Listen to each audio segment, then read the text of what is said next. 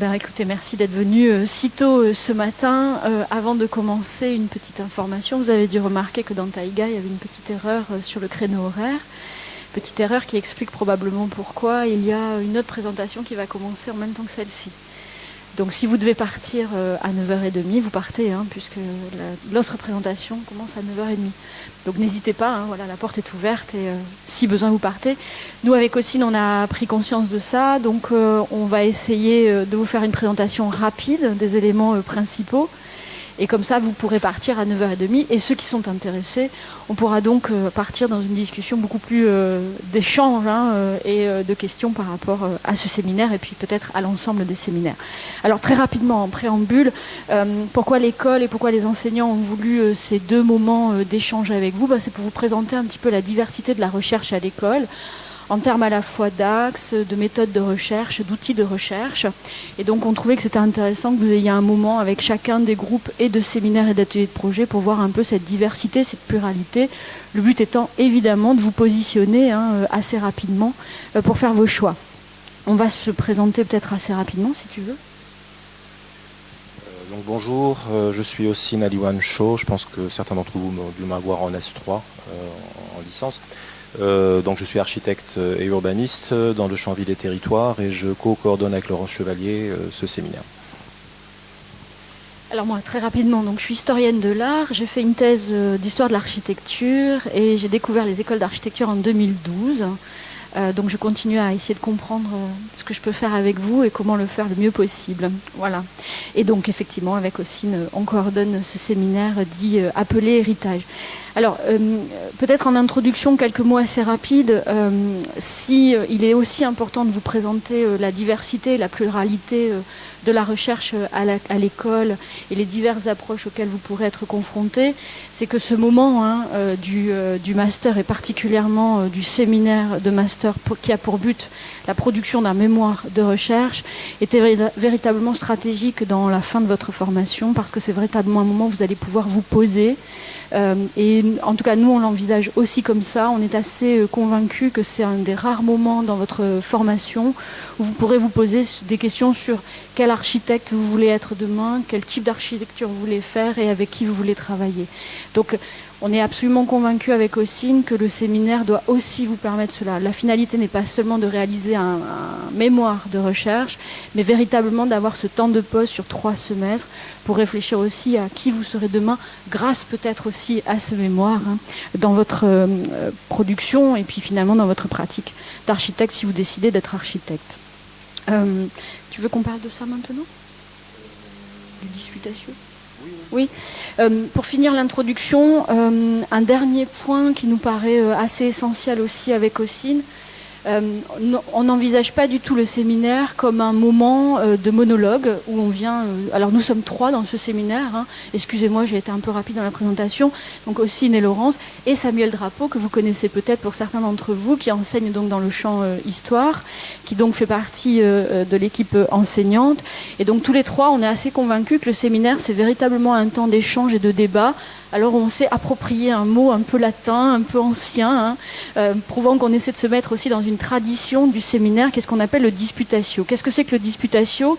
C'est véritablement le débat. Donc il s'agit ici pour vous de vous approprier ce séminaire et donc pour nous d'être très attentifs au fait de créer des temps d'échange, des temps de débat, des temps d'interaction entre nous. Donc si vous décidez de venir dans notre séminaire, il ne s'agira pas d'être passif, mais au contraire d'être très actif et de participer aux échanges entre vous et aux échanges évidemment avec nous. Tu veux dire un mot sur ça ? Non. Plus tard ? Oui, d'accord. D'accord. Alors concernant plus précisément le séminaire héritage tel qu'il existait cette année et probablement tel qu'il va un tout petit peu évoluer dans les années à venir, En fait, on a été cette année un peu dans une phase de transition. Ce séminaire existait déjà. Avec Ossine, nous avons été mutés en septembre 2018 dans cette école. Nous étions tous les deux enseignants à Toulouse, et quand nous sommes arrivés ici en septembre 2018, il existait un séminaire d'histoire qu'a priori j'étais légitime à reprendre. Et donc ce séminaire d'histoire nous a semblé intéressant, il nous a semblé avec Ossine intéressant de le reprendre parce que on s'est dit que finalement c'était un lieu privilégié pour faire ce qu'on fait depuis quelques années tous les deux, c'est essayer d'avoir des regards croisés, de mêler, d'échanger et de mêler nos façons de regarder et de faire de la recherche. Pour Ossine, donc, cette dimension, on va dire, d'architecte praticien, d'architecte urbaniste praticien, avec des outils que je considère, moi, comme expérimentaux, mais dont on va vous parler dans quelques secondes. Et puis, avec un profil peut-être plus académique, le mien, et les outils de l'historien. Et donc, si on a repris ce séminaire, c'est pas pour reprendre un séminaire d'histoire qui existait, mais c'est véritablement pour essayer d'y faire des expérimentations. Et cette expérimentation, le but, c'est de mêler les outils de l'historien aux outils du praticien, et plus précisément du praticien architecte urbaniste. Donc cette année, ce séminaire était dans une phase de transition entre un existant et la proposition que nous avons faite et qui va continuer à évoluer, avec un noyau dur qui va vous être présenté d'ici quelques minutes, qui est, à mon sens, un des éléments stratégiques de ce qu'on a envie de développer pendant le S7. Donc ça, c'est vraiment ce qui va occuper une bonne partie, je pense, de la présentation d'aujourd'hui. Donc ce qu'on va vous présenter aujourd'hui, en partie, va continuer à exister, puis va évidemment se continuer à évoluer, puisqu'il s'agit vraiment ici d'essayer des choses, de tenter des choses, avec vous, bien entendu. Donc plus précisément, pourquoi est-ce qu'on l'a appelé héritage ? Il s'agit dans notre esprit, avec Ossine, de surtout envisager ce mot sous sa dimension, sous sa définition anglo-saxonne, qui pour nous s'attache plus à la notion finalement de processus de transmission. Donc c'est véritablement ça qui nous a intéressés. Et ce processus de transmission, on ne le limite pas au cadre bâti, au cadre urbain et paysager. Dans notre esprit, il fait également recours aux ressources locales, à la transmission des savoirs et des savoir-faire. Et donc grâce à ça, on suppose qu'on va pouvoir s'intéresser à un patrimoine vivant, en évolution continue, qui va donc nous permettre de traverser les échelles du local au global, d'interroger les aspects techniques, à la fois les plus pointus et aussi les plus traditionnels, mais aussi d'appréhender la notion de patrimonialisation comme un moyen d'émancipation culturelle. Il y a un terme que j'ai appris grâce à Ossine et que je vous encourage à questionner, qui est le terme d'empowerment. Donc de considérer que ce processus d'émancipation est une manière pour les habitants d'un territoire de reprendre un peu le pouvoir sur leur territoire. Dans ce séminaire, compte tenu de cette définition qui nous sert de cadre, qui nous sert de fil conducteur, on a essayé de dégager des axes de recherche dans lesquels on invite nos étudiants à se positionner. Il y en a 4, donc moi je vais vous en présenter 2, et Ossine va vous en présenter plutôt les 2 autres. Je vais commencer donc par le premier axe, parcours d'architecte aquitain 19e, 20e siècle. Il s'agit en fait ici d'inviter nos étudiants à exhumer des itinéraires et des parcours d'architectes locaux, en s'interrogeant aussi bien sur leur formation que sur leur production sur la scène aquitaine. Donc il s'agit véritablement ici d'un travail, comment je pourrais expliquer ça, de partir à la découverte d'une génération d'architectes qui sont aujourd'hui absolument pas connus, très peu étudiés, et qui méritent à la fois par leur parcours, à la fois par leur pratique et leur production, d'être observés, d'être regardés, et qui participent, et c'est ça qui est extrêmement intéressant, à continuer à construire cette histoire de l'architecture, parce qu'en regardant une production locale, on interroge évidemment une production nationale, voire même européenne, surtout pour ces époques-là. Le deuxième axe que je vais vous présenter, c'est donc le deuxième et il me semble le quatrième aussi. Ce sont 2 axes auxquels nous sommes tous les 2 sensibles et auxquels je suis particulièrement sensible du fait de mon parcours professionnel, puisque au sortir de l'école, j'ai été un des fondateurs d'une association que vous connaissez probablement, Bruit du Frigo, qui a été fondée sur la volonté justement partant au début, lorsqu'on était encore étudiant, de la médiation autour de l'architecture et du cadre de vie. Ça s'est élargi à la participation des habitants et par la suite, ces notions d'empowerment, de capacitation aussi, c'est une autre définition. C'est que l'idée derrière toutes ces démarches, dont vous voyez un peu le buzz sur Internet lorsque vous voyez des constructions ou des événements festifs, derrière ces démarches-là, il y a une volonté qui est inscrite dans la durée et qui est celle que les gens arrivent à s'affranchir des carcans et des cadres qui les empêchent eux-mêmes de devenir acteurs de la transformation de leur cadre de vie. Et donc ce sont des questions qu'on retrouve un peu en filigrane dans l'axe 2 et dans l'axe 3. Ici, cet axe 2, pourquoi je vous dis que c'est pas forcément la même chose, mais c'est de la même famille, donc on l'a intitulé L'autre architecte, en référence à une exposition qui a eu lieu au Centre canadien d'architecture il y a maintenant 5 ou 6 ans, qui s'appelait justement The Other Architect, l'autre architecte. Et c'était une expo qui, comme cet axe de recherche, s'intéressait à des parcours d'architectes, donc des gens qui avaient fait une formation comme la vôtre, mais qui ensuite, soit parce que c'était des mouvements aussi dans les années 60 et 70 où il y avait des contestations sociales, il y avait des guerres et des crises dans le monde, mais on est en plein dedans aujourd'hui aussi, et qui se sont posés des questions éthiques et des questions sociétales par rapport à ce qu'ils étaient eux et ce qu'ils pouvaient faire avec ce métier pour participer à l'émancipation de la société, pour contester, pour remettre en cause un ordre établi. Et donc ce sont des démarches qui ensuite, ce sont des architectes qui ont pu migrer vers des actions à portée extrêmement sociale, qui ont pu aussi hybrider avec l'art contemporain, qui ont pu aller aussi dans des démarches d'autoconstruction, enfin tout un tas de démarches auxquelles nos formations, aussi innovantes soient-elles, ne nous préparent pas forcément. Donc on a trouvé qu'il était intéressant quelquefois d'exhumer, et puis lorsqu'on exhume éventuellement on fait des parallèles avec des choses qui se passent aujourd'hui. Donc aujourd'hui il se passe beaucoup de choses, souvent vous les découvrez parce que voilà, les réseaux sociaux et les médias nous en parlent, et on ne sait jamais trop d'où ça vient, on ne sait jamais que c'est véritablement dans la continuité de choses qui sont en place depuis 60-70 ans, et qu'aujourd'hui on en recueille les fruits. Donc ce sont des pratiques de ce type-là, mais ça peut être aussi des pratiques dans des territoires conduites de manière, on va dire, entre guillemets, plus ou moins académique par des universités, des laboratoires, et dans lesquels ça vous permet, vous, en tant qu'architecte, de vous dire qu'il n'y a pas une seule façon d'être architecte, et qu'à la limite, on s'intéresse moins, surtout nous, à ce stade, à l'architecture que vous ferez, on la verra bien dans une revue un jour éventuellement, mais on s'intéresse plutôt, ou en tout cas on serait intéressé de savoir comment vous questionnez sur quel architecte vous voudriez être. Et ça n'est pas juste quel architecte diplômé par l'État, c'est véritablement quel positionnement vous prenez par rapport à ce métier. Puisque si on ne fait pas très attention, on pense qu'il y a une seule façon de pratiquer, on l'a fait, puis on se réveille au bout de 15 ans et on se demande vraiment ce qu'on est en train de faire. Et si on n'est pas armé pour, ben, il y a un petit souci, quoi. Voilà. Le deuxième axe qui va évoluer dans son titre, je pense qu'on gardera surtout la fin, intervention sur et avec l'existant.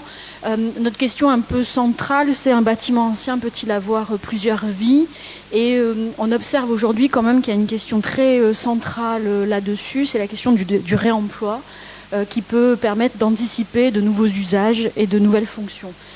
Donc je pense que c'est un des axes qui va le plus évoluer à partir de la formule prochaine de ce séminaire. Et donc dans la continuité de l'axe 3, parce que c'est vraiment difficile de faire des dichotomies et les choses, il y a toujours des dimensions même patrimoniales dans les questions que l'on pose. Donc c'est l'intitulé, donc c'est le projet local. Quand les modes de conception spatiale renouvellent les savoirs et savoir-faire locaux. Alors ça, c'est un axe qui est particulièrement intéressant parce qu'il s'articule à la fois à un travail ici, donc en séminaire, qu'il s'articule, le cas échéant, je ne vais pas faire de publicité, mais aussi un atelier de projet, donc qui est architecture, ville et territoire, qui se passe notamment dans les Landes, avec la mise en place aussi d'un atelier des Landes qui est en cours de concrétisation, et qui aussi trouve un pendant en post-master avec une formation, alors puisque les étudiants ne savent jamais de quoi il s'agit, il existe une formation post-master, un diplôme propre aux écoles d'architecture, un DPEA, qui s'appelle RBW, Rebuilding the World, très modeste, reconstruire le monde, mais ça plaît beaucoup aux candidats qui lui disent « je suis venu à cause du nom ». J'espère que c'est pour le contenu aussi. Voilà, il est bien choisi. C'est Claire Parrain qui est à l'origine de cet acronyme et aussi du nom. Et donc, si vous voulez, donc on est dans la recherche, on est dans le projet et puis on est dans le post, c'est-à-dire ce qu'on fait en post-graduation.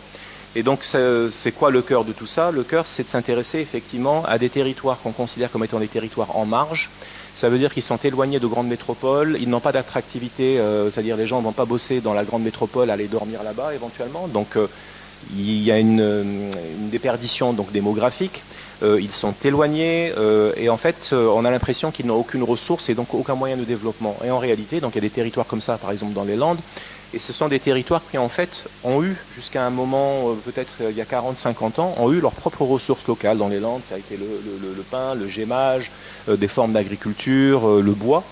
Et ce sont des territoires donc, qui sont détenteurs quelquefois de manière complètement donc, oubliée de savoir et de savoir-faire, notamment dans le champ de l'architecture et de l'aménagement du territoire. Et ces savoirs et ces savoir-faire se sont perdus avec la désindustrialisation. Et donc ces territoires aujourd'hui doivent se réinventer et doivent trouver leurs propres ressources localement. Et ces ressources, elles sont matérielles et immatérielles. Et donc c'est un axe dans lequel, en tant qu'architecte, on s'interroge sur la place qu'on peut trouver dans un système comme celui-là, en se disant qu'est-ce qu'un architecte peut apporter dans un territoire comme ça? Est-ce qu'il est capable d'identifier des techniques, des savoir-faire et les actualiser? Est-ce qu'il est capable de mettre en place des démarches qui sont inclusives, qui associent les habitants, qui font de la transmission de connaissances? Vous voyez souvent beaucoup de projets en archi qui sont un peu des tiers-lieux, où on va un peu au milieu de nulle part, il y a une ancienne usine à tabac abandonnée, on met dedans de la formation, un restaurant pour que les gens viennent du village, etc. On essaye de mélanger les choses. Ce genre de projet, par exemple, fait partie de la famille des projets qui s'inspirent effectivement de l'hybridation, du croisement et ensuite de la transmission des connaissances. Donc c'est un axe qui s'intéresse à comment un architecte se positionne là-dedans. Donc c'est aussi des questions en termes de métier, encore une fois. Mais là, on n'est plus sur les hybridations avec l'art contemporain, etc. On est vraiment sur des territoires où l'architecte se pose des questions de moi en tant qu'architecte, spatialiste, utilisant des outils qui transforment soit à l'échelle architecturale, soit à l'échelle territoriale, voire paysagère. Qu'est-ce que, avec ça, dans ma pratique plus tard, je pourrais faire pour être un acteur local? Donc c'est une question qui se pose intellectuellement, mais qui se pose de manière très pratique. Alors pour poursuivre la présentation, on va plus précisément peut-être axer maintenant sur ce que l'on a essayé de faire dans le semestre 7. Le semestre 7 est assez stratégique dans le séminaire de recherche, puisque c'est le semestre en fait où vous devez acquérir les savoirs et les outils qui vont vous permettre de mettre en place, de construire votre projet de recherche et donc en finalité, ayant pour finalité évidemment la fabrication d'un mémoire. Donc c'est vraiment un temps stratégique. Et donc avec Ossine, depuis 6-7 ans, on a participé à des séminaires très différents. Ici à Bordeaux, on a participé à un séminaire où le S7 essayait cet apprentissage, non pas par des cours magistraux, mais par une série d'exercices courts qui finalement étaient tous cohérents et formaient un exercice long, un exercice pratique pour acquérir des savoirs théoriques qui permettent véritablement d'avoir des outils et des méthodes pour finaliser un mémoire de recherche, pour construire un mémoire de recherche.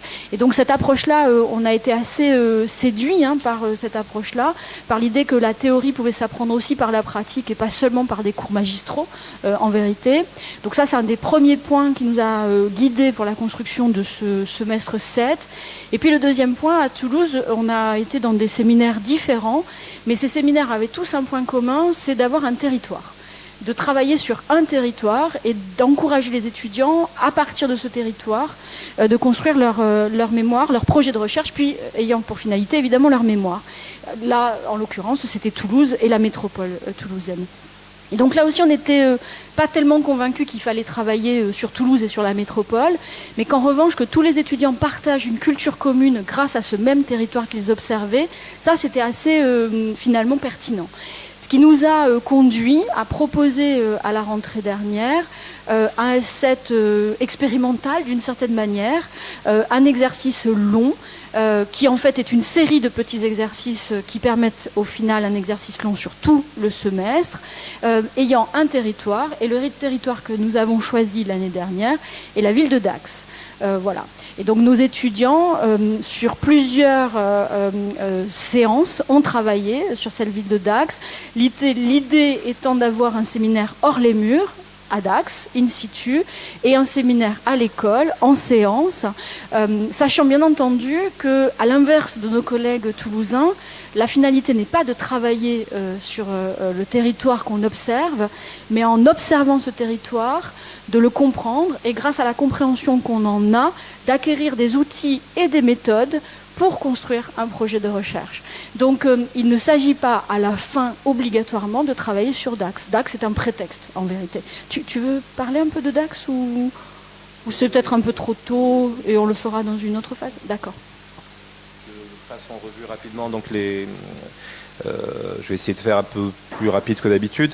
Donc les aspects, la façon dont c'est décomposé donc ce S7, c'est effectivement donc une série d'outils où la volonté était de se baser sur le fait qu'on est dans une école d'architecture et que vous avez une façon de penser et peut-être une mémoire aussi qui est extrêmement visuelle. Et donc l'idée c'était d'utiliser une série d'outils que vous avez déjà utilisés par le passé et qui ne vous seraient donc pas étrangers et que vous fassiez quand même un cheminement progressif vers la construction de cette culture commune et partagée en S7 qui est extrêmement importante pour la suite de votre travail. Donc la première, ce travail donc, qui se passe sur un territoire qu'on va appeler un territoire laboratoire éventuellement, commence par un travail donc, de dérive urbaine que vous connaissez peut-être, je pense c'est comme ça qu'on a dû procéder en S3 ou ailleurs. Donc il y a un travail qui se passe in situ, donc ce travail in situ dont parlait Laurence, c'est un travail, donc on va dire qu'on est sur Dax, donc il y a une dérive urbaine qui est faite sur Dax, le long soit d'une constellation de points, soit d'un transect, donc d'une ligne qui est tirée sur le territoire. Et l'idée donc c'est de dériver et que vous absorbiez un maximum de choses sur ce territoire-là. Et ce qu'on vous demande en retour pour la séance 2 semaines après, c'est effectivement de venir nous faire une présentation sous forme de Pechacucha, ça aussi vous connaissez. C'est bien parce que c'est pas dans toutes les écoles, hein, Pechacucha ici c'est une évidence. L'idée de la Pechacucha aussi c'est quoi? C'est qu'on ne vous demande pas de venir développer un langage savant, etc. dès le départ. Ce qui nous intéresse, c'est votre perception, c'est les éléments que vous commencez à retenir. Et puis maintenant, vous êtes en quatrième, enfin, vous serez en 4e année. En 2e année, on la joue un peu naïf, c'est-à-dire qu'on joue sur les mots. On ne vous dit pas que derrière les mots, il y a peut-être des concepts. Et c'est nous qui mettons en évidence ces concepts avec vous ou pour vous, quelquefois. Ici, vous êtes en capacité de le faire vous-même. Donc la Pechacucha commence déjà à montrer une façon de regarder ce territoire. Et puis, elle est complétée par ce qu'on a appelé des cartes perceptuelles ou des mind maps.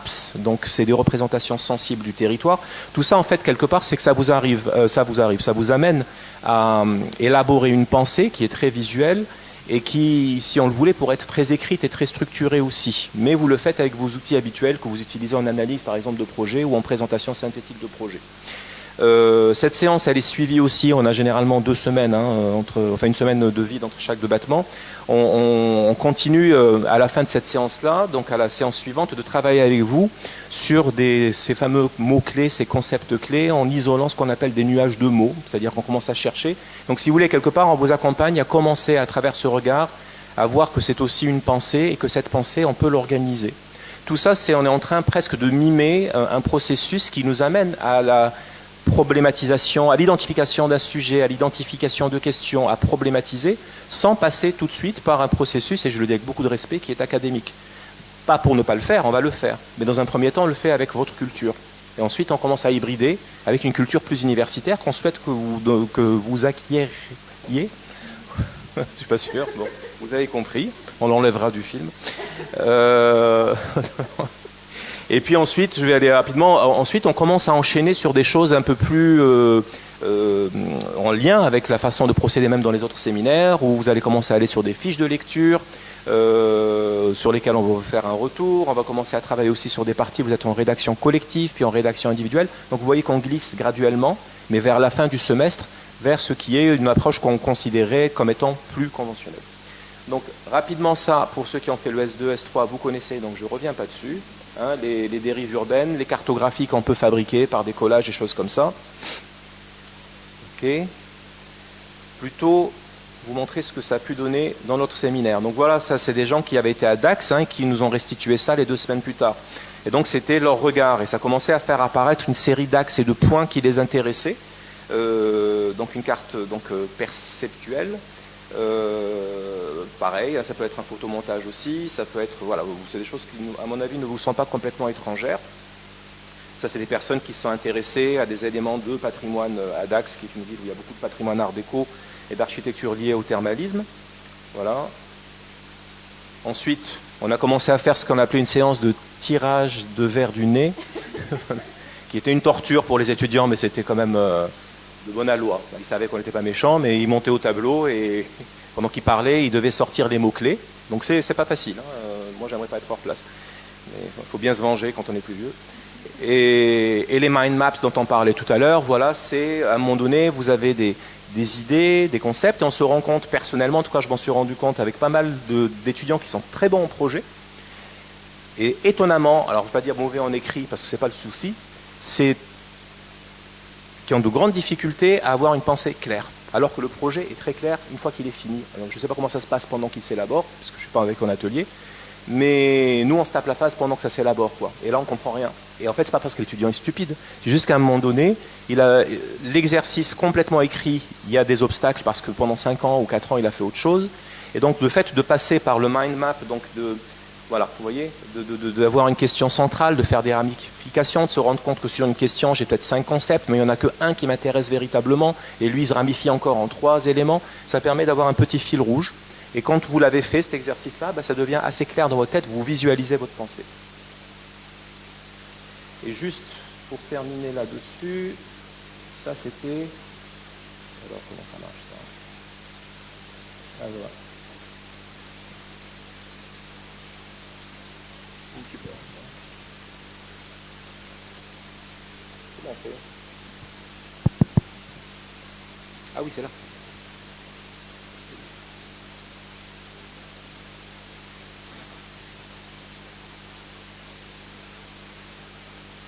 Bon, bah tant pis. Donc ce ne sera pas très intéressant comme ça, mais c'est juste pour dire, voilà, ça c'était un travail qui a été fait par un groupe dont on apprécie beaucoup d'ailleurs la façon de réfléchir. Et en fait, ils ont fait, donc pas juste une Pechakucha, quelquefois qu'on a pu faire moi-même, hein, j'en suis quelquefois responsable en S3, des Pechakuchas silencieuses. Un étudiant est comme ça, et puis c'est conceptuel, un peu des fils. C'est véritablement, la Pechakucha, ça veut dire le bruit de la conversation. Donc c'est un équilibre à trouver entre ce que vous montrez comme image, la phrase clé que vous mettez, qui est maintenant commence à devenir un élément conceptuel, et aussi ce que vous vous racontez pendant la séance. Donc on les a vraiment invités à s'interpeller. C'était presque comme du théâtre, quoi, hein. Ils parlent, ils nous interpellent, nous éventuellement, et on rentre dans leur façon de voir les choses. Et ce qui a l'air d'être une collection éventuellement de photos de différentes ambiances, en fait, il y a tout un cheminement qu'ils ont eu autour notamment de l'espace public, qu'ils regardaient par le prisme du mobilier urbain à un moment donné, hein, si je me souviens bien. Et ça les a amenés, du coup, à partir de ces petits éléments de focalisation, à s'intéresser notamment à des territoires d'entre-deux, des tissus pavillonnaires, pas très bien finis, pas très bien ficelés, qui ensuite ont pu les amener aussi vers certains sont maintenant sur des pratiques participatives et collaboratives, et ça peut avoir l'air très loin de ce qu'ils ont regardé au début, quoi. Donc je vais l'enlever parce que, du coup, pas... Mais voilà, vous voyez qu'il y a des mots-clés aussi à chaque fois, la phrase et le mot-clé, et nous, ça nous permet de débattre avec eux et de commencer à isoler les fameux nuages de mots dont on parlait. On conclut alors peut-être. Donc après, comme ça, on aura peut-être un moment d'échange si vous le souhaitez. Donc pour conclure, en fait, ce dont on se rend compte, c'est que ce S7 a plutôt bien fonctionné dans les exercices qui ont été réalisés et dans l'acquisition d'un savoir théorique, en fait, hein, d'outils et de méthodes de recherche. En revanche, nous n'avions aucune ambition ou velléité que ces étudiants à la fin travaillent sur Dax. Donc la dernière séance du S7 a été consacrée à faire le point, bien entendu, sur tout ce qui avait été fait pendant le semestre, mais aussi à commencer à faire émerger leur envie de projet de mémoire. Et comme le dit Ossine, ce qui les a plus intéressés finalement, c'est les questions qu'ils ont soulevées à Dax et qu'ils peuvent finalement maintenant observer ailleurs et autrement que véritablement le site de Dax. Donc, nous n'avons personne qui travaille sur Dax. En revanche, effectivement, les questions collaboratives qui ont été soulevées par le territoire de Dax se retrouvent aujourd'hui dans quelques-uns des projets de mémoire qui sont présents dans notre séminaire. Très rapidement sur le S8, comment fonctionne-t-il? Le fonctionnement est très différent évidemment du S8 puisqu'il s'agit là de suivre la construction véritablement, puisque on considère que les outils et les méthodes pour fabriquer un mémoire ont été acquis grâce à ce long exercice expérimental du S7. Donc il s'agit dans le S8 d'être dans une phase, on va dire, peut-être plus théorique de ce qu'est le mémoire, qui se construit en 3 points. Des apports méthodologiques, donc les 3 enseignants font des apports méthodologiques plus précis, sur notamment qu'est-ce que c'est qu'une problématique, comment poser une problématique. Donc là, véritablement, on a, nous, une présentation et ensuite un échange par rapport à ces éléments-là. Des apports théoriques qui ont un tout petit peu manqué cette année, mais qui seront présents l'année prochaine, puisque l'année prochaine, nous allons nous associer avec l'université Bordeaux-Montaigne pour créer un cycle de conférences qui sera donc obligatoire pour les étudiants de notre séminaire et qui se passera donc à Arc-en-Rêve une fois par mois à peu près et qui servira d'apport théorique au séminaire. Et puis bien entendu du suivi collectif au départ des mémoires. Donc on conserve cette idée jusque dans le S8 du débat, de l'échange, de la capacité que vous avez à vous approprier ce séminaire où il ne s'agit pas d'avoir des rendez-vous individuel où chacun est dans son sujet seul avec son référent, mais véritablement de continuer à travailler collectivement. Pourquoi ? Parce que les remarques que l'on peut faire à l'un sont utiles souvent à tous les autres, et surtout, ce ne sont pas seulement nos interactions, nous, enseignants, avec vous, étudiants, qui sont intéressantes, mais aussi les interactions entre les étudiants, parce que finalement, quelquefois, il y a des sujets très similaires ou très proches qui font que les étudiants peuvent aussi dialoguer entre eux et participer à la construction des différents mémoires du séminaire. 2 mots peut-être sur le S9, pour terminer la présentation globale de ce séminaire.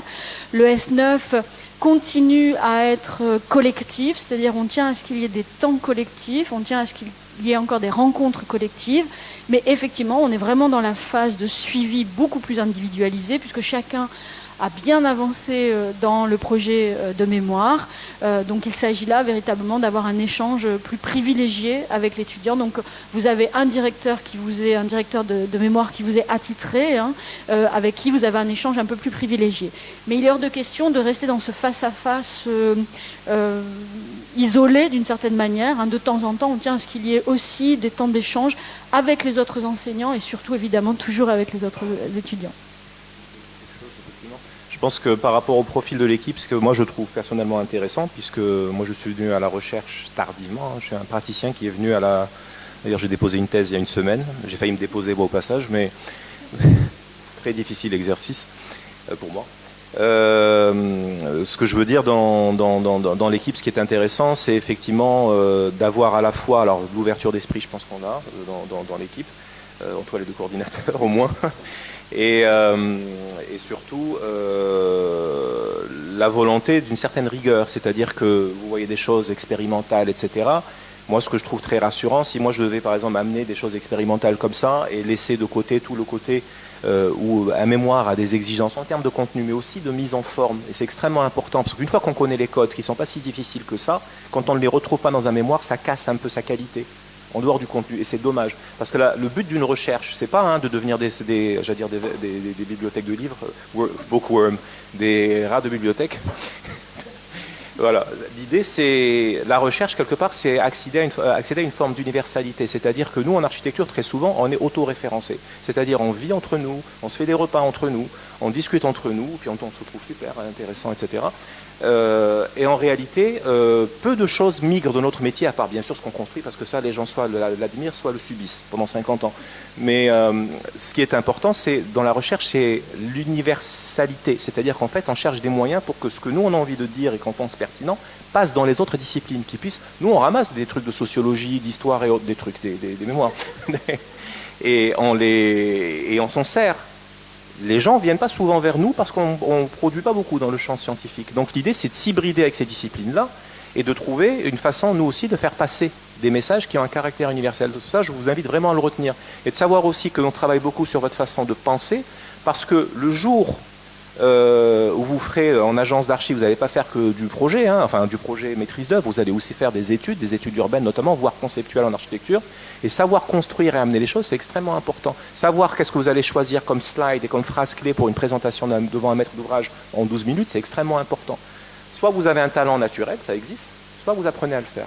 Et les séminaires peuvent être le lieu de ce genre de choses. Et nous, la volonté, c'est que, ayant un pied dans la pratique et dans la théorie liée à l'architecture, à l'urbanisme et à l'histoire, on a de la méthode, on espère en tout cas, on a, j'en doute pas, de la méthode, mais aussi une connaissance des champs de la pratique par la suite. Et ça, c'est extrêmement important. Et je trouve que du coup, on le voit quand on travaille avec des S9 bis, c'est-à-dire c'est des gens qu'on n'a pas suivis, qu'on prend et que voilà, on donne des heures parce qu'on ne nous les donne pas à l'administration. Ça, il va le couper aussi. Ouais, ouais. Parce qu'il n'y a pas assez d'heures à donner dans l'école, etc., pour d'autres raisons. Mais ce qui... J'essaie de me rattraper. Mais c'est dit sans aucune animosité.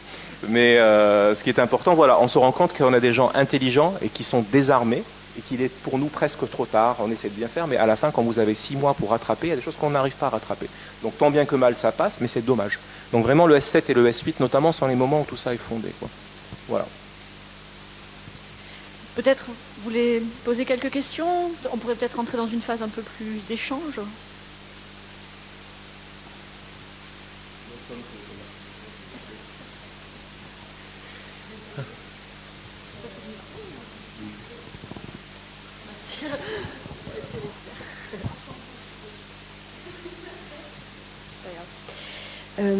Oui, du coup, j'en avais parlé plus en détail avec vous, Madame Chevalier, mais si on est dans le cas, peut-être comme certains de mes camarades, et qu'au S8, nous sommes à l'étranger, quand on revient, même si le suivi peut être possible à distance, est-ce que nous, on peut être en capacité d'adapter ces axes de recherche du coup sur notre lieu de formation si on est à l'étranger, rapporter des choses de là-bas, et du coup, si on revient en S9, est-ce que nécessairement il nous faut un S9 plus? J'imagine parce qu'on est peut-être en décalé par rapport aux autres étudiants si on n'est pas sur place, et auquel cas c'est pas si grave que ça, mais le fait de partir, ça nous oblige nécessairement à prendre du coup à l'étranger, ou est-ce qu'on peut rester sur, je sais pas, par exemple une phase d'analyse plus ici plus rurale ou plus centrée sur Bordeaux, suivant notre sujet? Alors, il n'y a pas de réponse catégorique sur ce point-là. Je laisserai peut-être aussi d'intervenir après. Le suivi à distance, je ne vais pas vous mentir, est quelque chose de très difficile à faire pour plusieurs raisons. La première notamment, c'est que selon où vous allez à l'étranger, vous êtes happé dans un monde qui peut être très très nouveau pour vous. Et donc c'est normal que ça soit un peu compliqué de vous rattraper régulièrement. Ceci dit, je ne crois pas non plus qu'il soit obligatoire de faire un S9 bis parce qu'on est à l'étranger. Je pense en fait qu'il y a deux attitudes à avoir. Soit on est dans une attitude d'avoir déjà anticipé un peu le sujet sur lequel on veut travailler, et effectivement pendant le S7 on commence finalement à l'anticiper ici à Bordeaux, et on continue à travailler dessus à l'étranger. Ce qui veut dire quand même il faut quand même partir avec une masse documentaire et une idée assez précise de ce qu'on veut faire. Soit c'est l'inverse, c'est-à-dire on choisit de profiter de sa mobilité pour travailler sur un sujet, quelque chose qui vous a marqué peut-être juste en descendant de l'avion par exemple, et sur lequel vous avez envie de vraiment vous pencher. Et là, il faut faire attention parce qu'il faut amasser beaucoup de documentation sur place pour pouvoir revenir avec suffisamment de matière ici à Bordeaux, parce que parfois c'est compliqué par exemple à la médiathèque de Bordeaux d'avoir des informations très avérées, très sûres et très certaines sur ce qui se passe au Chili. Je prends le Chili comme un exemple parmi tant d'autres. Donc je ne pense pas que ça soit obligatoire de faire un S9 bis. En revanche, si on veut qu'une mobilité fonctionne, qu'un travail en mobilité fonctionne, il faut le préparer, et surtout il faut, mais je le dis aussi pour nous, enseignants, pas que pour vous, étudiants, il faut vraiment qu'on se donne des temps de rendez-vous et qu'on s'y tienne. Voilà. Donc ça veut dire qu'il faut des échanges réguliers, donc ça veut dire qu'il faut produire. Même à distance, il faut produire. Comme a dit Laurence, il n'y a pas de réponse catégorique. On a plusieurs expériences. Moi, j'ai une étudiante qui me harcelait pour qu'elle allait plus vite que moi, en fait. Donc voilà, donc j'ai eu ça. Après, j'ai été obligé, moi, de la retarder, puisque pas le choix. Mais et l'autre cas de figure qui arrive souvent, et d'un point de vue humain, je le comprends absolument. Quand j'étais étudiant, j'ai fait une mobilité d'1 an. C'est qu'on va dans un ailleurs pour faire un pas de côté, pour vivre autrement, mais aussi réfléchir autrement. Et quand on nous donne quelque chose qui nous re-ancre dans d'où on est venu, au début c'est faisable, après ça devient de plus en plus difficile, c'est plus compliqué. Si en plus vous avez que 6 mois, c'est pas évident. Voilà, c'est 6 mois. Donc ce qui se passe effectivement, c'est, comme dit Laurence, on a mis en place un protocole tout à fait perfectible, mais on a mis en place un protocole où on donne des instructions et on donne des échéances, et on dit voilà, on veut ça à tel moment. Donc nous on sait qu'on fait franchir des paliers, l'étudiant lui à distance il ne s'en rend pas forcément compte. Effectivement, si vous partez au 2e semestre, on peut considérer que la culture commune a été mise en place, la méthodologie peut-être beaucoup moins, mais on peut faire un accompagnement. Mais même en faisant l'inverse en S7, il y a d'autres façons de fonctionner. Après, voilà, tout dépend de votre degré d'avancement à l'étranger. Quand on a des étudiants qui viennent avec une vague idée, ils ont rempli 10 pages, mais de choses qui ne sont pas structurées, et qui disent, mais moi, de toute façon, moi, ils se disent, mes parents vont couper les vivres, etc. Humainement, je le comprends. Après, voilà, alors ils ne nous croient pas au début, on leur dit, écoutez, on va vous suivre, mais puis on arrive, ça arrive très vite, janvier, février, et puis ils se rendent compte eux-mêmes que ceux-là, en particulier, que ben voilà, c'est comme un projet. Si c'est un projet censé prendre 3 mois et que vous avez une semaine ou 10 jours, vous allez sortir un truc. Vous n'allez peut-être pas le montrer au prof, mais voilà. Donc c'est un peu ça. Donc c'est pas du tout rédhibitoire, c'est-à-dire on a presque autant, voire plus de personnes qui partent et qui ensuite reviennent et rendent. Tout dépend du sujet et de son degré d'avancement, en fait. Voilà. Il faut arriver presque à une sorte de pré-mémoire. Et après, je crois que c'est pour ça que je vais prendre la parole, ce qui est très important, c'est quand on a des étudiants qui reviennent, qui s'inscrivent, on veut, blablabla, on va travailler. Ok. Et puis après, on se rend compte qu'ils ont mis le stage. Enfin, ils ont tout mis. Et on se dit, mais il vous reste quoi pour travailler? Alors, ils peuvent nous dire le programme est trop chargé, etc. Oui. Mais donc c'est plutôt ça, quoi. C'est plutôt, il faut se dire, véritablement, il y a du temps dont vous avez besoin dans la semaine, et ça va être au moins l'équivalent d'une journée et demie, peut-être le samedi, plus une demi-journée dans la semaine, où vous allez avancer régulièrement. Parce qu'on rentre, c'est comme un projet. Vous ne pouvez pas faire un projet d'archi, puis vous le lâchez 5 jours, puis vous reprenez le 6e. À un moment donné, on rentre dans une dynamique, et puis on commence à produire, puis on a des périodes où on ne fait rien. Vous avez besoin de ça aussi pour écrire. Voilà. Donc voilà, vous pouvez être S9 normal, vous pouvez être S9 bis. S9 terre, je pense qu'on n'en aura pas beaucoup. Voilà. Voilà. Ok.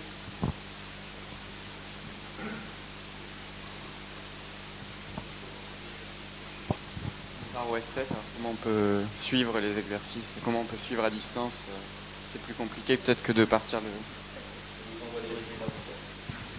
Alors effectivement, il y en a certains qui partent au S7. Oui, vous allez où? D'accord. Donc vous parlerez que le S7 en fait. D'accord. Alors, on se retrouve un peu dans la situation d'étudiants qui jusqu'à présent partaient de semestre en fait. S7, S8 et rentraient au S9. Ça oblige. Je pense que la réponse est assez identique à celle de Lisa, sauf qu'effectivement, vous n'avez pas accès à ces courts exercices qui font un long exercice cohérent d'apprentissage des méthodes et des outils. Et donc, c'est à nous, à distance, à tenter de vous faire passer ces éléments-là et de vous faire comprendre ces éléments-là. Sachant que le S7 est quand même relativement expérimental et qu'on ne sait pas à l'avance véritablement ce qui va en sortir. Donc je pense que c'est quand vous rentrez donc en S8 en ce qui vous concerne. Donc je pense que c'est à votre retour de S8 où il est important d'avoir une séance peut-être de rattrapage avec vos camarades pour essayer de comprendre ce qui s'est passé. Et à nous évidemment vos enseignants d'essayer de vous donner quelques éléments des outils et vous inviter peut-être pour fabriquer votre propre mémoire à distance à tester aussi ces outils-là. Je crois que c'est finalement la meilleure solution à adopter. C'est de vous inviter vous aussi à les tester, mais effectivement là pour le coup un peu tout seul, alors que l'idée c'est quand même d'être plutôt dans cette phase collective, mais je n'avais pas compris qu'il y avait aussi des parents. D'accord, moi je croyais que c'était un seul.